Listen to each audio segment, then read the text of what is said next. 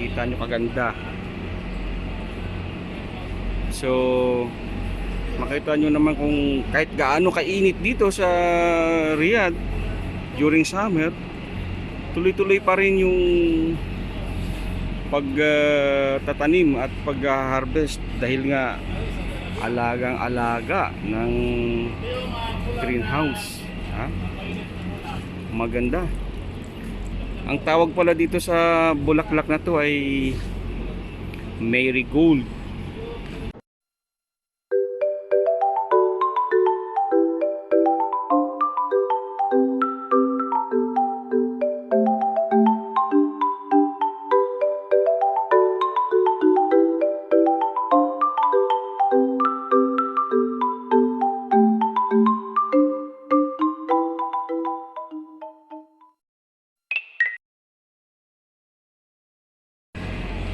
Yes, mga kabayan, maraming salamat doon sa nagpa-unlock sa amin na silipin itong tinatawag nila na greenhouse. So kita nyo naman, ganito ka ganda itong mga tanim dito ng mga bulaklak. Ito yung mga bulaklak ay sinusupply pala ito sa Riyadh flower shops tsaka sa mga boutique. Yan, kita nyo kaganda. So makita nyo naman kung kahit gaano kainit dito sa Riyadh during summer, tuloy-tuloy pa rin yung pagtatanim at pag-harvest dahil nga alagang-alaga ng greenhouse.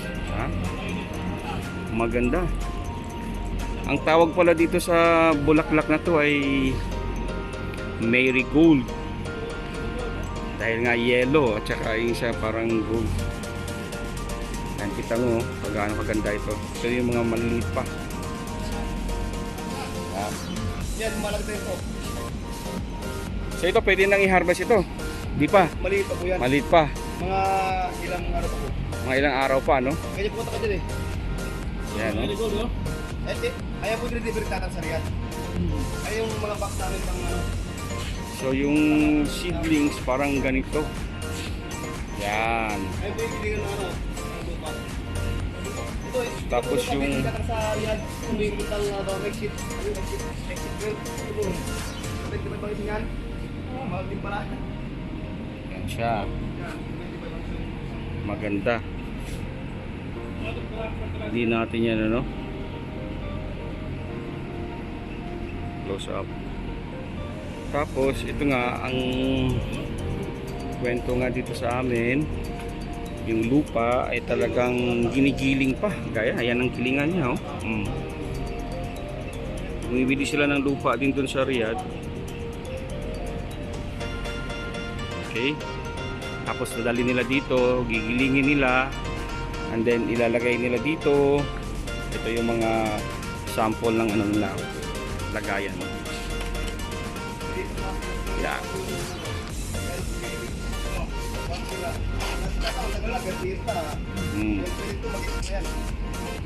Ay, bumalik po kasi. Masasabi mo na siguro ito hindi nagsimula ito hindi lang para dahil magnenegosyo yun, kundi yung ano din ng may-ari na yung kanyang pagmamahal sa mga halaman, bulaklak, and then siguro isipan niya na malaking bagay o may pagkakakitaan dito. So yun, nagkaroon ng expansion nakita nyo naman gaano. So to keep yung temperature dito na malamig, yun nakikita nyo mayroong parang exhaust fan na malalaki. So ang distance lang nila mga 1.5 to 2 meters. Okay, yan yung kumbaga sa bahay natin may mga exhaust fan tayo sa mga opisina. Yan. So ito yung tumutulong para siyempre mabawasan ng init at ma-maintain yung desired temperature dito sa loob. At the same time, o yan, may bubong yan. Kaya tawag nila greenhouse. May bubong. Para din sa sikat ng araw dahil at saka sa mainit na hangin. Yan, o ito. Kaganda.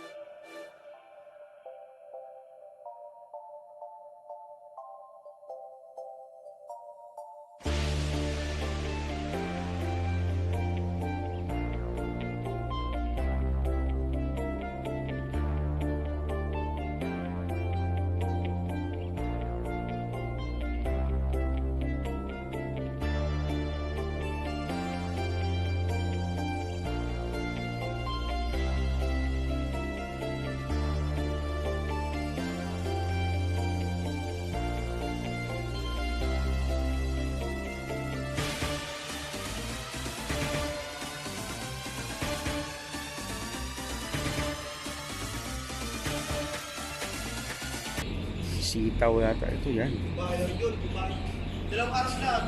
Ano yan sila kaso lang umalis na. Ito yung kabayan. Oh. Pag may bisita, O ito kamatis. paggabi ayaw magpasok paggabi. Hindi naman, pero sa mga bisita dito sa amin, mga Pilipino, hindi naman masaya yung tamang ano yung... Ayun kuya, may bunga na oh. Yes, ito nga no, may mga bunga na. Oh. Isa. Sayang mo yan. Kalata na yan, oh. Yan, kita mo may mga kamatis sila dito. And then ito sitaw. Yan. Kung mapapansin nyo, yung mga sitaw yun, kahit din sa kamatis, meron silang string na nakalatag vertically. Para nga support doon sa ano, sa mga sitaw. At kahit sa kamatis, kasi kung mapapansin nyo mga kababayan natin, kakaiba ang kamatis dito sa Saudi, patataas. So yun, support na rin itong mga ano na to. Yan.